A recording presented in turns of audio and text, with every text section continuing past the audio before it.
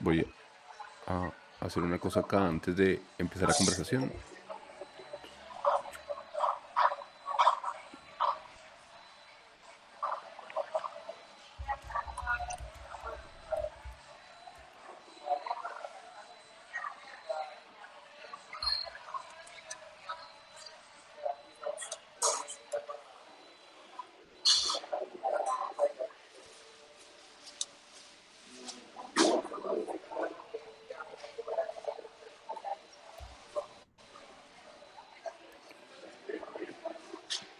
Bueno. Em, Oye, gracias por sumarse a estas vainas medio a mansalva de querer hablar medio. Em, pero sobre todo, o sea, eso tiene varios sentidos. Uno de ellos es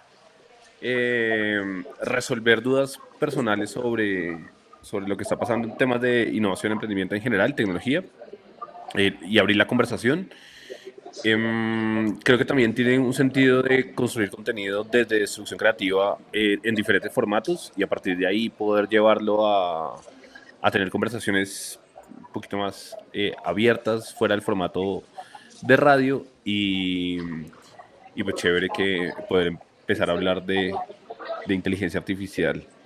Em, Tengo algunas preguntas. Hágale. Gracias por la invitación, de hecho. La verdad es que sí me parece una nota y sobre todo como inaugurar este canal, que creo que tiene una atracción chévere y yo no sé si a usted le pasa eso, pero no le pasa que Substack tiene como un nivel de profundidad diferente al resto de como plataformas de contenido. Sí, pero además, no sé si le da la sensación que uno explota muy poco de Substack. O sea, como que Muy tiene un poquito. montón de herramientas, un montón de cosas, incluso para monetizar el contenido. Eh, y creo que además viendo muchos de los videos de tutoriales, pues hay gente que de verdad a través de generar contenido genera una comunidad y esa comunidad dinero, pues y creo que todavía esa Total. conversación para nosotros, digo Colombia o en Latinoamérica, es muy Sí. floja, o sea, todavía no llegamos ahí. Sí, es muy flojo. Pero además porque empezando que si usted está en Latinoamérica y para poder monetizar su contenido en Substack, pues le toca tener una LLS en Estados Unidos para poder tener Stripe. Por lo menos en Colombia y en varios países de Latinoamérica también. Yo creo que cuando se abra a otros métodos de pago, no sé, PayPal o otras Sí, cosas, quizá sí se abre el mercado de América Latina. Eh, Abrir estos espacios de streaming creo que está bueno, ¿sabe? O sea, como que para generadores de contenido, pues es una nueva forma, porque es que yo sí creo que los medios ahí tienen una posibilidad de no solamente ya ser un medio escrito y punto, sino pues tener diferentes canales de información y de comunicación. Y entonces les toca generar video, toca generar contenido escrito, toca generar reels y contenido a través de redes sociales. Y entonces eso como que abre un montón la conversación. Y creo que ahí Substack pues está bueno. Oiga, ¿cómo está modificando la conversación a nivel empresarial el tema de inteligencia artificial? ¿Qué quiero decir? Yo me acuerdo mucho que un profesor hace unos años, cuando estudiaba administración, decía que la administración era de esas cosas que usted medio parpadeaba y cambiaba todo el tiempo. O sea, como que ajá. había nuevas metodologías, había nuevas estructuras, nuevas formas de entender las empresas. Y yo creo que acá no alcanzamos ni a parpadear cuando cambió todo. ¿Qué Y está no para de pasando? cambiar, que es lo más Claro, chistoso. y no para de cambiar. ¿Qué está pasando a nivel de gerencial, a nivel empresarial, con el tema de inteligencia artificial? Que yo creo que están pasando muchas vainas, pero voy a empezar por una. Y es que le revolcó el mundo a los líderes, ¿saben? Eh, um, yo creo que en general los líderes veníamos en unas dinámicas muy tradicionales, ¿sabe? Como de aproximarse a los problemas muy tradicionales, de aproximarse a la solución de problemas de manera muy lineal y la inteligencia artificial pues hizo que eso explotara y pues ahora resolver problemas no es una manera, digamos, no se hace de manera lineal, sino que se hace de manera exponencial. Usted tiene la posibilidad de explorar cientos o miles de soluciones a una problemática utilizando inteligencia artificial. Eso es uno. Dos, pues también cambia un poquito la manera de gestionar, porque usted cada vez más va a tener que gestionar equipos híbridos, pero no híbridos de que hay unos presenciales y otros virtuales, sino de que hay unos humanos y otros máquinas o agentes. Y eso cambia por completo la forma como el líder en general debería liderar, porque pues usted liderar a una persona, pues usted es humano, luego de alguna manera entiende las dinámicas humanas. Ahora la pregunta es, ¿usted cómo va a liderar dinámicas de robots y de humanos? O sea, robots en el sentido de agentes de inteligencia artificial que están programados para ejecutar unas tareas, tener retroalimentación, etcétera, etcétera. Entonces creo que ahí hay otra pues bien interesante, ¿no? Y esa cuesta mucho. Y la tercera es que en general en el mundo corporativo la gente estaba muy acostumbrada como a tener estos procesos de transformación de digital, por ejemplo, muy desde contrato la tecnología, la implementamos y se acabó la historia. Y la inteligencia artificial pues voltea un poquito ese concepto y es como ahora le toca a usted pensar primero cuál es el proceso, cuál es el problema que quiere resolver y cómo la inteligencia artificial eventualmente puede ayudar ahí. Porque si no va a terminar teniendo muchísimos problemas con una tecnología que usted no conoce. Yo la pondría ahí, seguramente hay muchas más que vamos a poder ir como descubriendo y discutiendo, pero yo lo pondría como ahí, ¿no? Si quieres lo vamos abordando desde eso y es, creo que el primero es como cómo cambia la manera como estamos entendiendo los problemas y a partir de ahí cómo los resolvemos, ¿no? Si lo entendí bien. Ajá. Sí, sí, sí, total. Porque Eh, ya no son problemas lineales, ¿no? Son problemas exponenciales. ¿Sí? La incertidumbre es mucho mayor, la velocidad es mucho mayor, no solamente de desarrollo de productos, sino de evolución de la tecnología y de las personas. pero eso no es un poco paranoico, o sea, como que pensar que una persona que tiene un negocio tradicional en algún lado de Latinoamérica, em, que tiene un problema relacionado con las ventas, pensemos en un negocio tradicional, pues como de, no sé, bocadillo. Pensar que los problemas de sus ventas hoy se le volvió un problema muchísimo más grande a nivel exponencial, ¿no es un poquito paranoico? Lo que pasa es que no sé si paranoico, pero depende desde dónde se pare usted, ¿sí? O sea, la realidad es que la inteligencia artificial podría hacer que usted venda muchísimo más bocadillo. Eh, pero es su decisión si usted quiere vender mucho más bocadillo o quiere seguir vendiendo puerta a puerta. ¿Sí? Ahora, si usted se para desde el, digamos, corporativo, sus problemas sí se hicieron mucho más grandes, de alguna manera. Pero a la vez, las soluciones también, o sea, su abanico de soluciones también. Y el reto un poquito del líder en ese mundo corporativo, no en el mundo, digamos, de pronto más pyme y pequeño, que ahí hay otros retos, pero en ese mundo corporativo, pues ahora es entender, bueno, y ahora cómo me como esta torta que es enorme y que tiene un montón de aristas y crece a una velocidad exponencial versus lo que me pasaba antes, que yo podía durar 100 años sin tener determinadas tecnologías. ¿Sí? Ahora, en el mundo pyme, yo creo que las problemáticas no estaría tan seguro que sigan siendo las mismas, pero empiezan a tener retos de implementación y de adopción y de acceso a la tecnología. ¿Sí? No porque no esté accesible, sino porque el costo de acceder a la tecnología, con todo y que cada vez baja más, pues igual sigue siendo un reto para las pymes. No tienen la infraestructura tecnológica o de equipo que eventualmente podrían tener otras compañías o otro tipo de compañías. El problema es de adopción de tecnología o el problema es de mindset, de pensamientos, como que cuando usted dice, yo estoy acostumbrado a resolver un problema a la vez y esto se me vuelve exponencial en términos de cómo lo entiendo, pero también cómo lo resuelvo, hay un cambio de pensamiento importante. Sí, o sea, yo creo que no son excluyentes. O sea, creo que el mindset hace parte de la adopción de tecnología. ¿Sí? Um, entonces yo ahí lo que creo es que justamente tratar de conciliar un mindset muy tradicional y muy lineal en una época donde la exponencialidad es cada vez más latente y como visible para el mundo, es donde hay un poquito de reto. ¿Sí? Pues un poquito no, hay mucho reto. ¿Sí?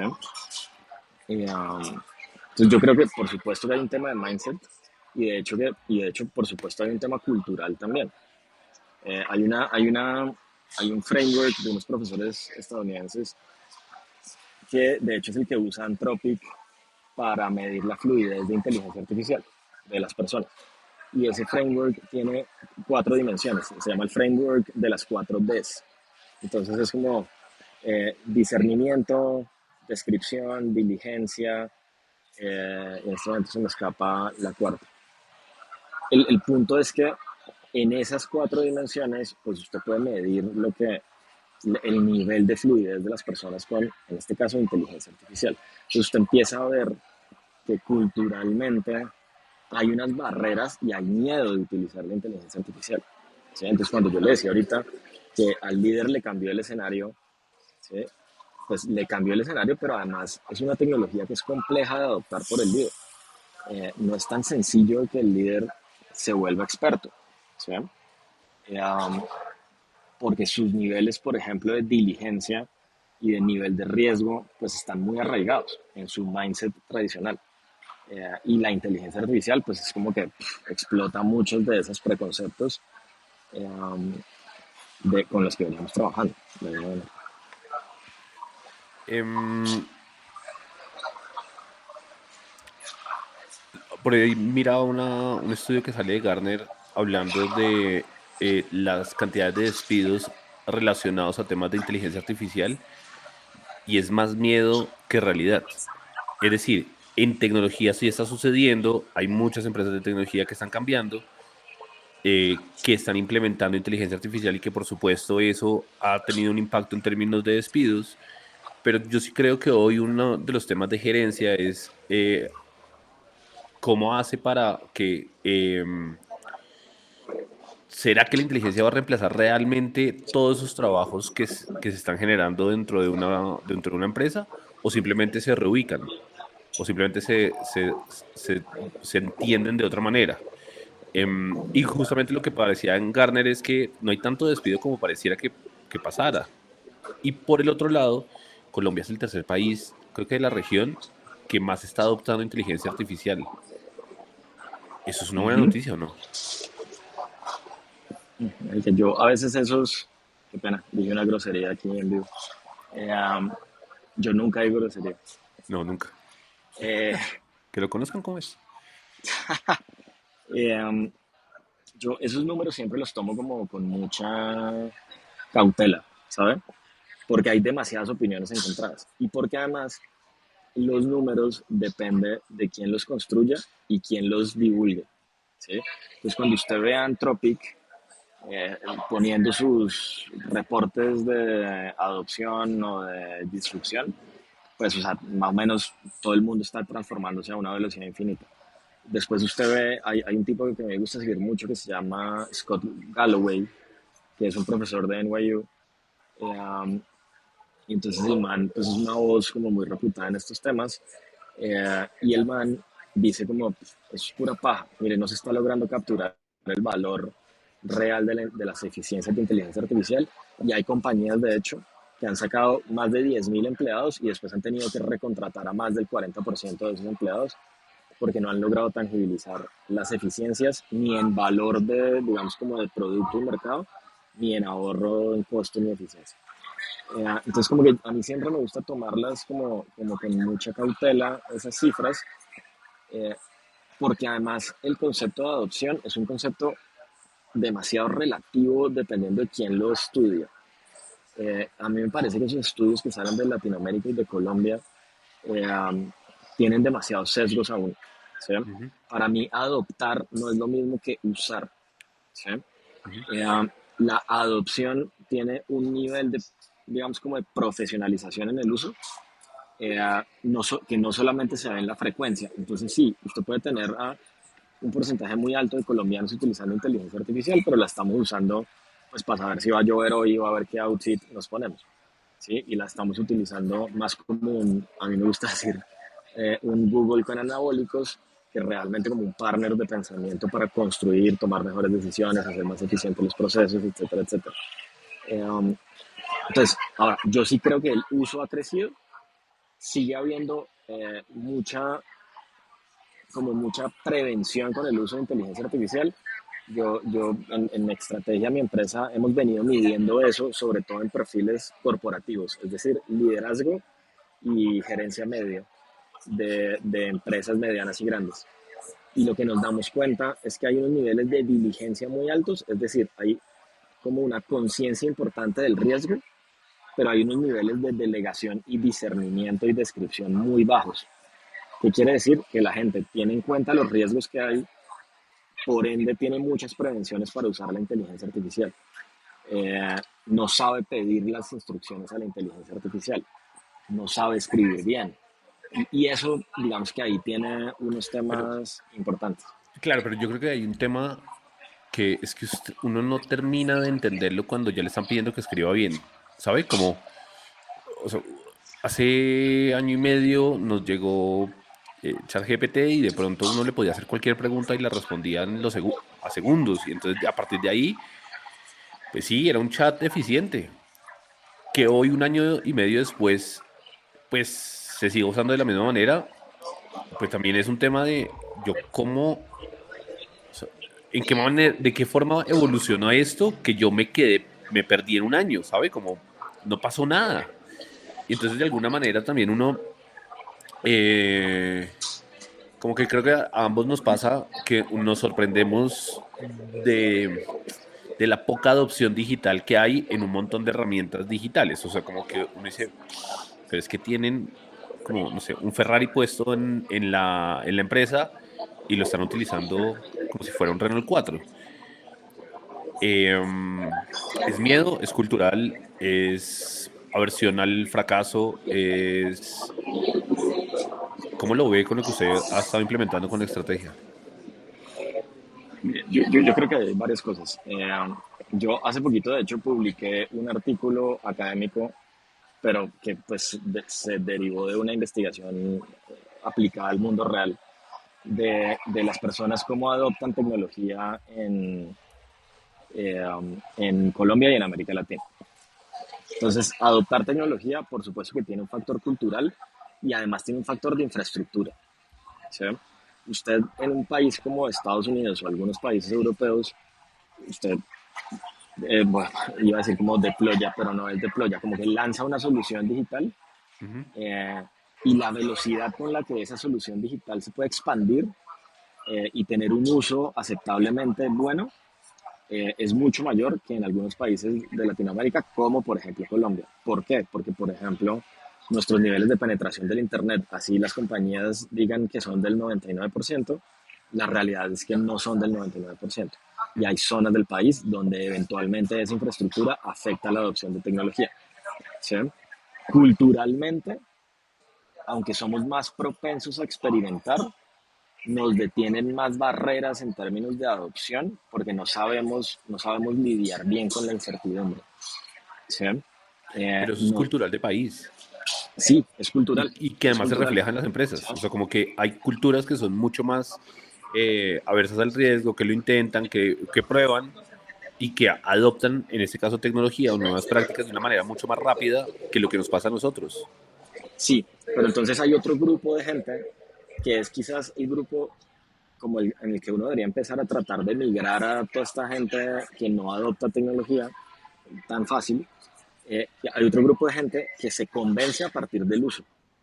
¿Sí? Ujú. Entonces, un poquito lo que nosotros, por ejemplo, en estrategia hemos venido haciendo o identificamos para poder seguir creciendo, es que hay que poner a la gente a usarla de manera profesional, porque cuando usted los pone a usarla, hay un momento wow en el que usted estuvo conmigo, por ejemplo, en Sí. Estratega AI, nuestro programa para líderes, y había un momento en el que la gente decía, ¿cómo así que yo puedo replicar a una persona para practicar la presentación que tengo en la junta directiva? ¿Sí? O sea, como que eso no me cabe en la cabeza. Y sí, usted lo puede hacer. Y hay un concepto de usuarios sintéticos. Usted puede hacer validación sintética, usted puede construir el producto del CRM que usted antes le costaba 50 millones de pesos al mes, pues ahora lo puede crear a su necesidad medianamente funcional, etcétera, etcétera. Entonces, ese momento, para mí, esa es como la primera meta en adopción de inteligencia artificial y es cómo llevamos a la gente al momento wow, donde la cabeza le explota y dice, se abrió un mundo de posibilidades. Para mí, ese es, por ejemplo, con los líderes, ese es el reto más importante, ¿sí? En términos de adopción. Pasando al segundo punto que usted decía sobre esos retos a nivel gerencial, que es esa liderar entre máquinas y humanos, creo que hubo un momento guau en esa cohorte de estrategia cuando uno de los invitados decía, es que tenemos a, no sé, tres, cuatro, cinco agentes contratados, cada uno tiene un nombre, hicimos un protocolo de ingreso, o sea, como que están tratando a los agentes como un empleado más de la organización. Hablemos del tema. Uf, ese es un tema polémico. Y si Marcia nos está escuchando o nos va a escuchar, yo creo que después nos va a pegar. Um, ¿Yo qué creo? O sea, yo estoy un poquito como en la mitad ahí, medio tibio en ese debate todavía. Yo sí creo que es muy importante que tanto el líder como la organización aprenda a gestionar los agentes de inteligencia artificial. Donde todavía no estoy muy convencido es que usted los tenga que personalizar para poder hacer cosas interesantes, es decir, ponerles un nombre, pues una historia, hablar con ellos, saludarlos, ¿sabes? Es como que al final es una herramienta, no es per se un compañero de trabajo, pero lo que usted sí tiene que entender es cómo va a orquestar los agentes. Y orquestar los agentes, digamos, para mí la palabra orquestar es como el nuevo santo grial de la gerencia, Ujú. ¿sí? Porque ya no es el tengo un uno a uno contigo, Gus, te pregunto cómo estás, si te sientes bien o te sientes mal, si quieres hacer el trabajo o no. No, estás lidiando con una máquina que tiene unas instrucciones, que hace unos loops de retroalimentación y aprendizaje diferentes al humano, um, pero que está ahí para cumplir unas tareas, ¿sí? No el propósito. Entonces, y ahí a mí siempre me gusta hacer referencia a esto, que es como un concepto de Jensen Huang, el CEO de NVIDIA, que dice, mire, en la humanidad cualquier profesional tiene dos conceptos y es el propósito y la tarea, ¿cierto? Entonces su propósito está como inmerso en lo que usted quiera lograr como profesional y sus tareas son lo que lo llevan a cumplir ese propósito. Usted puede automatizar la tarea. Para mí aquí están los agentes, pero en el propósito pues siempre está el humano, ¿sí? Entonces usted las tareas las orquesta, no las gerencia, las orquesta. Entonces usted va a orquestar los agentes para cumplir con las tareas que son automatizables y repetibles. Y por otro lado está el humano, entonces va a ser muy difícil automatizar el propósito. Entonces usted le va a tocar seguir teniendo el propósito de, y está el ejemplo de los radiólogos, es como la inteligencia artificial puede leer muy bien una radiografía, pero no va a poder interpretar bien el resultado. Entonces ahí llega el propósito del humano, interpreta ese resultado que se lo entregó mucho más rápido y mucho más profundo a la inteligencia artificial y con base en eso, digamos, dio un dictamen o un diagnóstico, ¿sí? Entonces sí, yo todavía no estoy en el mundo de personalizar a la gente, pero sí estoy en el mundo en donde hay que saber orquestarlos y hay que tener, como usted decía, unas políticas muy claras y unos protocolos muy claros de dónde entra la gente y dónde están los checkpoints del humano, porque yo sí creo que el humano no debería salir nunca de esa ecuación. Pero un segundo, porque es que otra vez yo creo que ahí nos perdemos en un montón de información al mundo, del mundo de inteligencia artificial, que nos llegó como un chat y de un momento a otro terminamos hablando de agentes. Sí, ¿Qué es? ¿Qué es un agente? o sea, yo trataría de explicarlo, a ver, intentar explicarlo de la manera simple, así. Un agente es un flujo de trabajo que se automatizó, pero al cual se le dio la posibilidad de trabajar de manera autónoma basado en unas instrucciones y en un entrenamiento, ¿sí? Y esa palabra autónoma es la gran diferencia con otro tipo de automatizaciones. Entonces usted seguramente, o todos hemos visto como cuando hace muchos años, más de 15 años, salió una plataforma que se llama Zapier, que le permitía a usted conectar diferentes aplicaciones y hacer flujos automatizados. Pero usted seguía dándole el input, ¿sí? Eh, Eso evoluciona a una inteligencia artificial que solita decide cuándo se corren los inputs y los outputs y aprende de lo que sale bien y de lo que sale mal. ¿Sí? Pero démelo como un ejemplo, con algo tangible, pues como que alguien que en este momento está tratando de vender en su floristería pues sus productos, ¿cómo una gente le va a ayudar a vender más flores? Entonces, mire, usted para vender flores tenía que abrir el local y o llamar a personas o hacer pauta en internet o hacer marketing, ¿cierto? Eh, y esos son procesos repetitivos. Entonces, usted, por ejemplo, tiene un sitio web en donde está su floristería, ¿verdad? Y la gente entra, compra y usted le va y le lleva a hacer que llegue mucha más gente. Entonces, usted puede tener una gente que funciona 24 horas trayendo prospectos eh, y además de traer prospectos, usted puede hacer que haga llamadas, que escriba chats, etcétera, etcétera, etcétera, de manera autónoma. Entonces, usted va a tener un empleadito en inteligencia artificial que está funcionando permanentemente y está retroalimentando el proceso. Eso es diferente a una automatización, porque usted la automatización la tiene que, digamos, como gestionar de alguna manera. Y automatizar de alguna manera lo obliga a que levante procesos para que a través de esos procesos, que igual naturalmente los está haciendo, pues usted los pueda diagramar, identificar y más adelante, si se puede, automatizarlos. O sea, como que de alguna manera que esa vaina ande sola. Que usted Exactamente. se Mire que, salga, sí, no, mire que usted acaba de tocar ahí un punto muy bacano, que es justamente el del proceso. ¿Quién es el dueño del proceso? El humano, ¿cierto?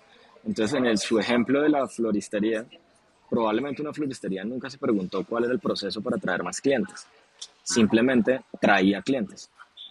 Pero si el humano se pregunta cuál es el proceso y lo logra de alguna manera involucrar en el mundo de la inteligencia artificial, seguramente lo va a poder hacer más efectivo y más eficiente.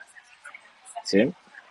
Por eso para mí el humano como que nunca sale de la ecuación. Hay una gente que dice que sí, a su pregunta inicial de si esto se va a morir y todos nos vamos a quedar sin trabajo, eh, pues yo sigo pensando que todavía el humano está en la mitad. Hay tareas que eventualmente son repetitivas, operativas, irrepetibles, a las cuales probablemente la inteligencia artificial pueda hacer, eh, pero en general el humano está aún en la ecuación, porque el criterio no lo tiene la inteligencia artificial. por ahora.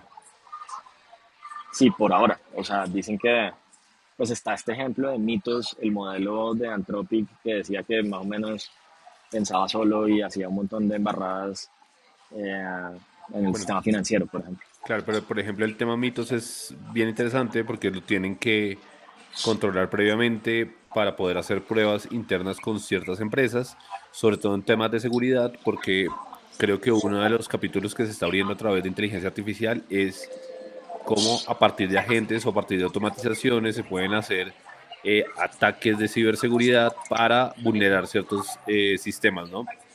Entonces, y Total. ahí, pues ahí hay un tema interesantísimo que bajándolo otra vez al día a día, pues estamos viendo un montón de fraudes financieros gracias a que pues están clonando las voces de ciertas personas, o sea, es como clonar la voz de la pareja de uno que lo llama y le pide una plata que se la pase a cierta cuenta. ¿Y usted cómo va a hacer para identificar que no sea ella? ¿Sabe? Es muy difícil.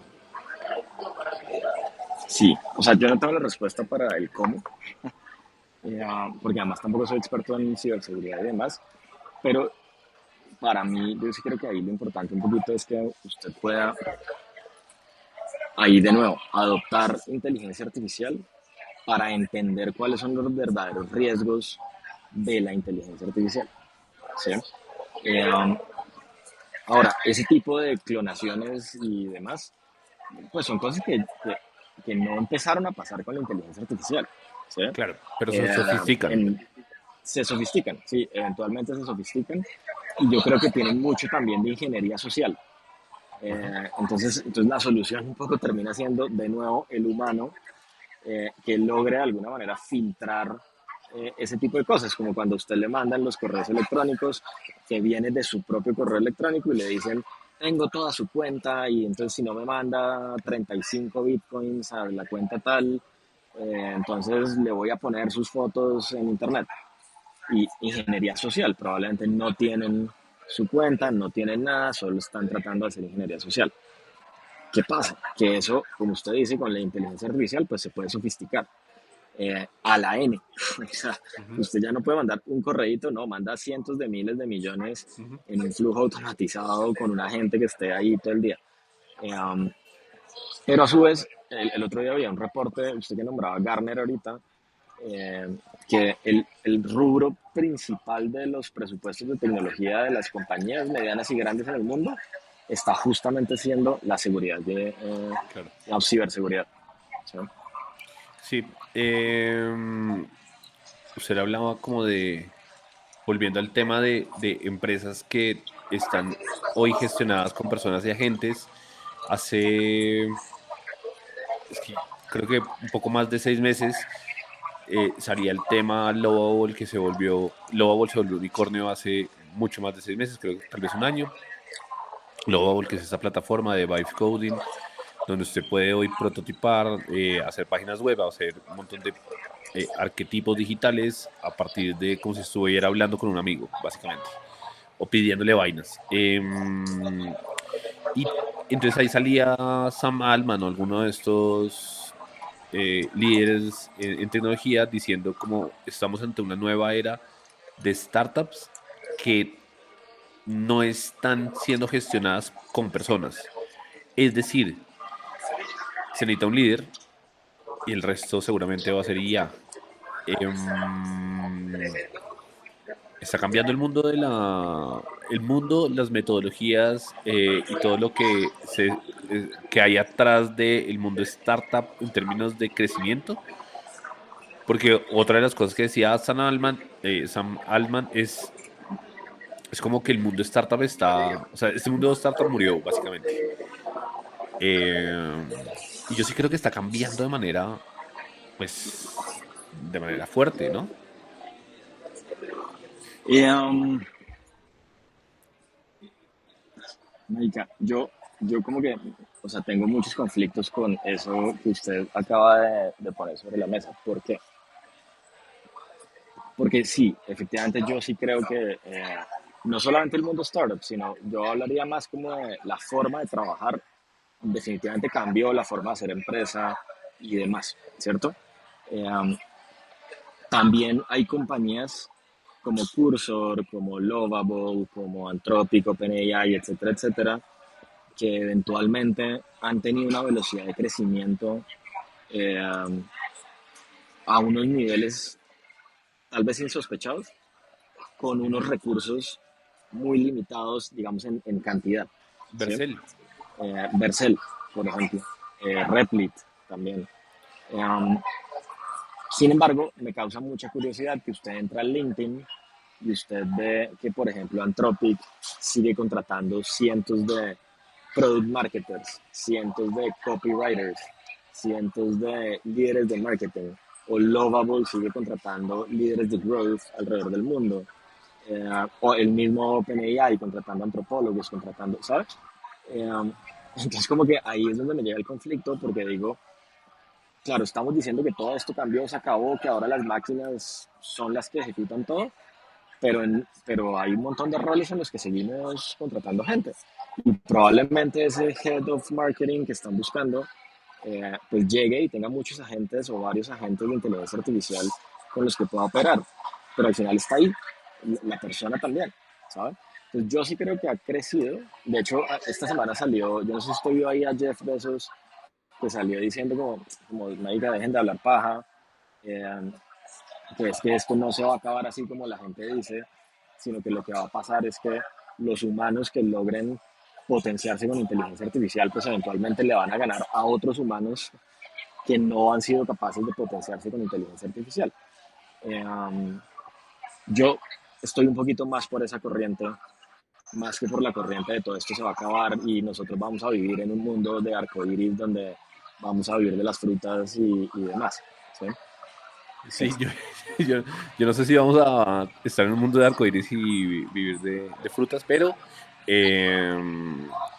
yo sí creo que en términos de productividad y crecimiento, pues ahí hay un nuevo paradigma desde el mundo startup, ¿sabe? Como cuando hablamos de emprendimiento en etapas tempranas, de ideas de base tecnológica, la manera como se experimenta hoy, como incluso lo estamos abordando hoy en clase, es totalmente diferente a cómo se abordaba hace 2 años. Y nos pasa a No, no, nosotros. total. Sí, total, total, total. O sea, ahí en eso concuerdo totalmente. O sea, yo lo que creo es que, o sea, en la etapa temprana, la posibilidad de ir de 0 a 100 ya no se mide en años, sino tal vez en días o semanas. ¿Sí? Y eso es un cambio impresionante. Eso es un cambio impresionante. Ahora bien, el escalamiento, ese sí es el que yo creo que ahí es donde tal vez las compañías pues siguen contratando a la gente, pues que al final va a terminar gestionando humanos y máquinas, pero sí, o sea, ahora en la etapa temprana estoy totalmente de acuerdo, es completamente diferente la posibilidad de experimentación sintética, la posibilidad de crear personas, de recrear mundos, de medir sus conceptos y sus ideas antes de salir al mercado con unos niveles de certeza bien interesantes. El otro día lo discutíamos, hay un paper de Stanford que como que experimentaron con personas sintéticas y les dio un nivel de correlación entre el sintético y el humano como por encima del 70%. Eso, digamos, ya es interesante, ¿sabes? Pues antes de salir al mercado, o sea, usted no se ha gastado un peso y pues ya puede a un nivel de 70% de correlación entender si el concepto va a funcionar o no, ¿sabes? Hablemos un poquito de eso, porque seguramente esto suena pues a otro mundo, pues igual que los agentes, esto suena a chino. ¿Cómo así que si yo soy un gerente de mercadeo de cualquier empresa, puedo probar con un usuario sintético posiblemente la disposición o entender sus necesidades o la adopción de un producto para poder hacer pruebas y hacer mediciones de ese producto antes de que salga? O sea, ¿eso de qué se trata? Sí, yo creo que todo eso nace, o sea, la academia lleva muchos años intentando hacer ese tipo de experimentos, pero la inteligencia artificial pues aceleró esa posibilidad, ¿no? Y es como ese anhelo humano de poder replicar la realidad, pero en el mundo virtual, que es a lo que llamamos sintético, eh, y a partir de ahí poder sacar conclusiones de algún tipo. Entonces, había unos reportes que decían que la inteligencia artificial había consumido el 99.9 de la información, 99.9% de la información escrita disponible en el mundo. Y no sabemos si la no disponible también. A lo mejor sí, ¿cierto? Por ahí salió hace poquito que Anthropic había comprado libros, los había Ujú. fotocopiado para entrenar a los modelos y después los quemó. Eh, entonces, entonces, digamos que si usted tiene una herramienta que consumió trillones de datos que puedan representar casi toda la información que hay en el mundo, pues en teoría usted podría tener la hipótesis de decir que si ya tiene la información del mundo, pues puedo replicar el mundo. Y de ahí nace como ese concepto de la experimentación sintética, que básicamente se basa en cuando usted antes hacía investigación de mercado o investigación de producto o discovery de producto, usted lo que hacía era ir al mercado y hablar, hacer entrevistas a usuarios, ¿cierto? Pero cuando usted iba a hacer esas entrevistas, probablemente usted tenía el mismo desconocimiento de la solución que su usuario. Entonces ahora, como usted tiene la inteligencia artificial y usted es el líder y la inteligencia artificial es su partner de pensamiento, pues usted lo que puede hacer es tratar de replicar esas conversaciones con la inteligencia artificial, tener una idea mucho más sólida de su concepto de producto, servicio, proceso, idea, lo que sea, y después ir al mercado a confirmar o rechazar esas hipótesis. Y pues de eso se trata la experimentación sintética. Crear personas, crear escenarios virtuales, llamémoslo de alguna manera, poner a esas personas virtuales a interactuar en esos escenarios virtuales con un contexto y sacar conclusiones iniciales a partir de eso. Y ahí quiero ser como muy enfático, y es, no son conclusiones prescriptivas, es decir, no son conclusiones como cuando usted va al mercado y el mercado le dice si le compra o no, eso es una realidad, pero son conclusiones que están muy cerca de esa realidad y que le pueden permitir arrancar algo, ¿sí? Un proceso, una idea, una empresa, lo que sea. Esto suena como a Second Life, ¿no? No sé si alguna vez usted abrió una cuenta en esas vainas donde uno tenía un avatar o... ¿Cómo se llama ese otro juego donde usted tenía The como Sims, ¿no? esa vaina también? Y entonces usted tenía un Sí, The barrio y Sims. fue construyendo y... eh, Algo así, solo que con datos reales, pues con los datos de entrenamiento de los modelos. las empresas están ejecutando, o sea, ¿esta es una conversación dentro de las empresas hoy en Colombia o es una conversación que todavía está muy tierna, pues todavía está muy... No, está en muy early stage, porque la conversación de las empresas es cómo la inteligencia artificial nos va a ayudar a hacer mejor marketing, por ejemplo, en el mundo del marketing. O cómo la inteligencia artificial nos va a ayudar a tomar mejores decisiones en el mundo del talento humano, por ejemplo. A nosotros en estrategia, digamos que pues, nos encanta el proceso de ir y como abrirle los ojos muchas veces a los gerentes de marketing, a los vicepresidentes y demás, eh, porque los usos son infinitos. Entonces, por ejemplo, usted tiene en recursos humanos, usted tiene un manager que de pronto no se comunica bien con el equipo, pues usted le puede crear personas sintéticas para que el manager aprenda a interactuar con cada uno de los perfiles de su equipo antes de hablar con las personas. O el gerente de marketing que quiere subirle 200 pesos a la bebida que marketea, ¿cierto? Y quiere simular cuál sería la reacción del mercado si usted le sube 200 pesos o $1 o $3, ¿sí? Entonces la conversación no es tanto como, oiga, ¿qué hacemos con experimentación sintética? Porque no conocen la gran mayoría del concepto, pero la conversación es, ¿qué hacemos con inteligencia artificial? ¿Cómo la inteligencia artificial nos puede ayudar a? Lo cual que yo, o sea, yo creo que está correcto el approach, creo que es más como orgánico, no creo que sea tan como, oh, vamos a pensar en esto, sino que es más orgánico, como todo esto está pasando, ¿yo qué hago? Y ahí es donde llegamos, por ejemplo, nosotros y les decimos como, ¿qué tal si hacemos esto? Eh, y pues ahí podemos hacer cosas chéveres. Yo creo que va más por ahí la conversación. Usted dice que estrategia, o sea, desde su empresa están ayudando a que las empresas como que adopten la inteligencia artificial como un partner de pensamiento. Eso en términos concretos, ¿qué significa? O sea, ¿qué Pues es eso en ese términos concepto de partner de concretos, pensamiento? o sea, en términos concretos significa que usted no le hace preguntas a la IA para esperar respuestas, sino que construye sus respuestas con la inteligencia artificial. ¿Sí? Entonces, en lugar de usted decirle, oiga, ChatGPT, por favor, hágame un documento que escriba un artículo sobre tal cosa, usted itera la idea de su artículo y después escribe el artículo. ¿Sí? Ujú. Entonces, eso parece semántica, pero hay toda una diferencia en cómo usted se aproxima a la inteligencia artificial de esa manera. Porque en la primera usted recibe una respuesta absolutamente superficial de la inteligencia artificial, probablemente con alucinaciones. ¿Sí? En la segunda, usted le mete su criterio e itera muchas veces hasta construir la respuesta que usted necesita. ¿Sí? Que es el proceso que el humano pues, ha hecho históricamente. ¿Sí? O sea, cuando no existía la inteligencia artificial y usted tenía que investigar, hacerse la idea de una solución al problema que estaba resolviendo, escribir, resolver, crear, etcétera, etcétera, etcétera. ¿Sí?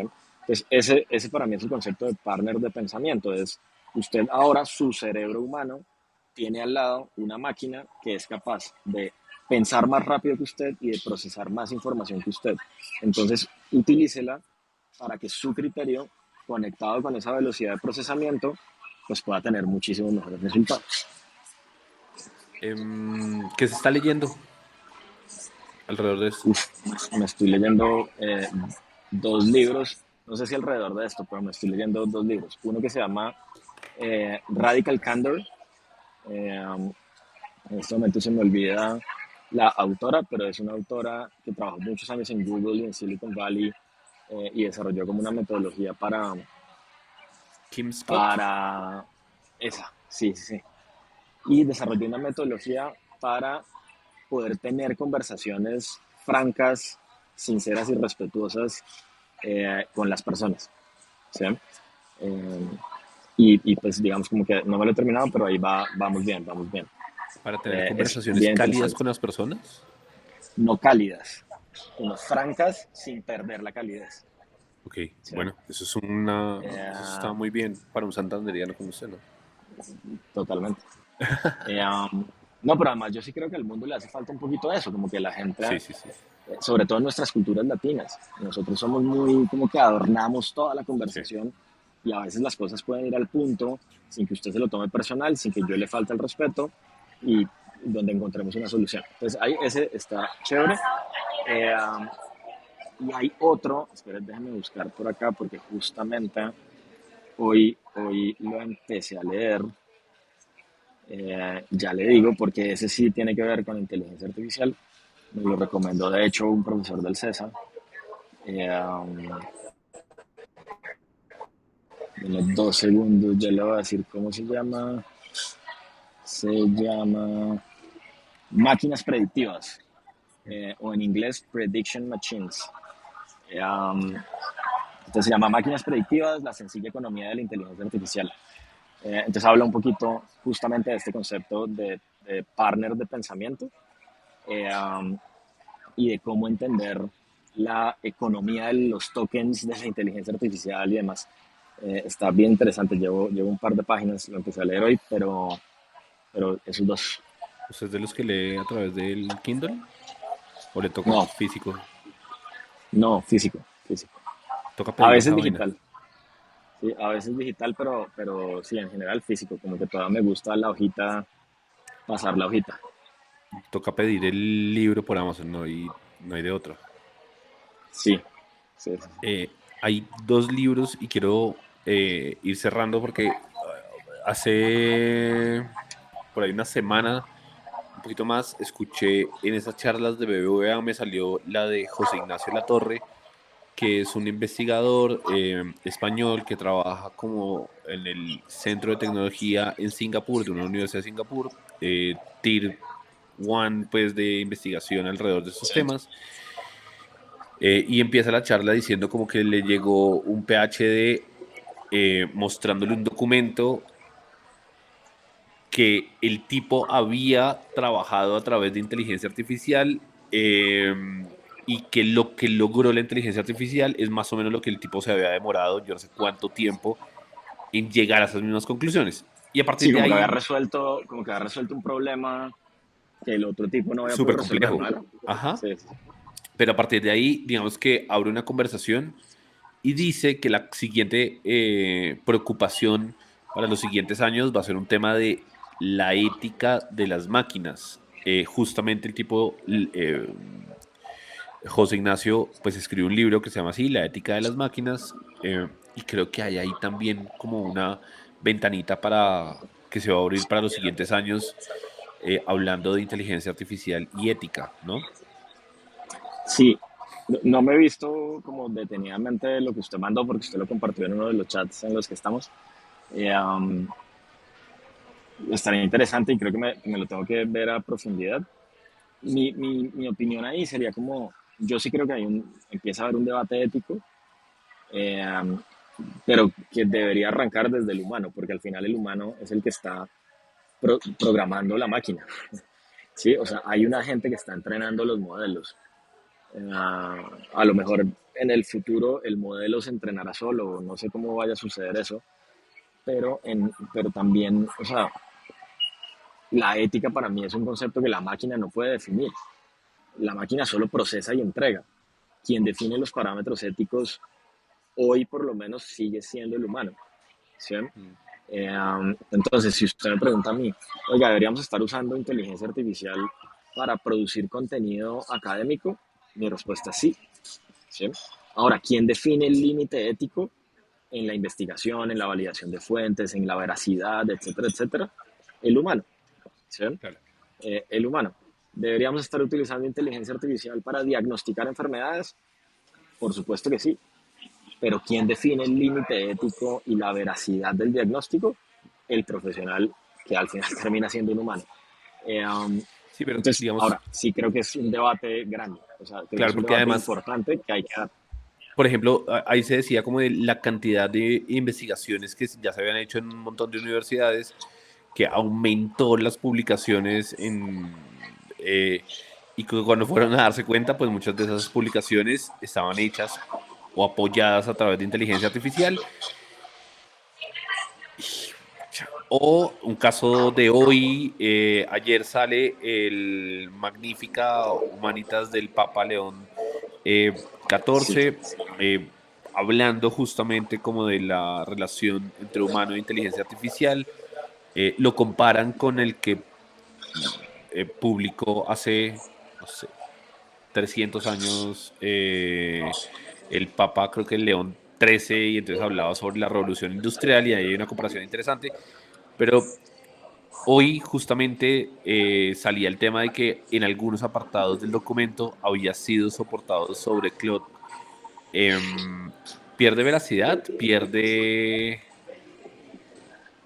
O sea, es falta de ética de parte de la publicación del Papa que no la haya escrito yo, 100% él. no, yo no creo, yo no creo. Ahora, no sé cómo la escribió. Yo no tengo problema con que lo haya hecho con Claude o con el cualquiera que haya querido hacerlo, siempre y cuando él o su equipo haya hecho el proceso genuino de verificación de fuentes, etcétera, etcétera, etcétera. Eh, um, pero yo creo que no debería haber problema. O sea, ahí yo creo que la discusión ética tal vez no debería estar en si usted está produciendo el contenido o no con inteligencia artificial, sino más en si el humano está interviniendo en esa producción. ¿Sí? Ujú.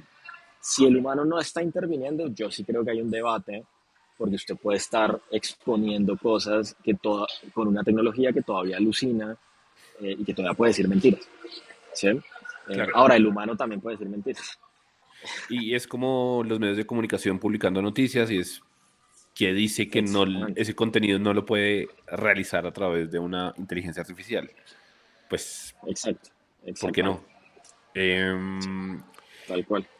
Cerremos con la invitación para las personas que quieran participar en el programa de estrategia. Se abre la Corte 2 de inteligencia artificial como partner de pensamiento. ¿De qué se trata ese programa de formación? Como cuáles son los beneficios y bueno, y cuál es la invitación para las personas. Súper, súper. Sí, tenemos dos programas fundamentalmente en este momento como al aire. Uno es un bootcamp como de 2 días, súper intensivo, súper profundo sobre Claude. Entonces, digamos como aprender de 0 a 100 las 3 herramientas principales de Claude, Chat, Cowork y Claude Code, manteniendo el concepto y la profundidad, digamos, de la inteligencia artificial como partner de pensamiento. Ese es 19 y 20 de junio. Y el otro programa, que es Estratega AI, es un programa que está enfocado en líderes y ejecutivos con la intención de que el líder aprenda no la herramienta como tal, aunque la va a aprender, sino aprenda a que puede potenciar sus decisiones con inteligencia artificial. Entonces es un programa un poco más extenso, que tiene una certificación, son 6 semanas, tiene cosas muy interesantes como la comunidad al final, digamos, de líderes que está dentro del programa, la posibilidad de conectar con líderes internacionales que semana a semana van y comparten sus experiencias con la cohorte. Y al final, pues, digamos como que trabajamos todo sobre un proyecto práctico y al final terminan eh, um, presentando su proyecto y han habido proyectos muy interesantes. Por ejemplo, en la cohorte pasada personas que crearon plataformas operativas, que crearon máquinas para hacer contratos y revisar contratos de fondos de inversión, cosas bien interesantes. Entonces sí, son esos dos, están súper invitadísimos, www.extrategia.co y ahí encuentran como toda la información. Yo creo que uno necesita amigos que le sigan la cuerda y que se animen a, como que, sí, que se animen a seguir la cuerda a uno con este tipo de iniciativas y en este tipo de espacios como este streaming en vivo. Entonces, gracias por eso, gracias por su tiempo y invitar a la gente pues que se entre a Estrategia para ver los programas, lo que tienen allí y seguramente ahí tendremos algún código de descuento para las personas que están vinculadas a destrucción creativa. Segurísimo, segurísimo.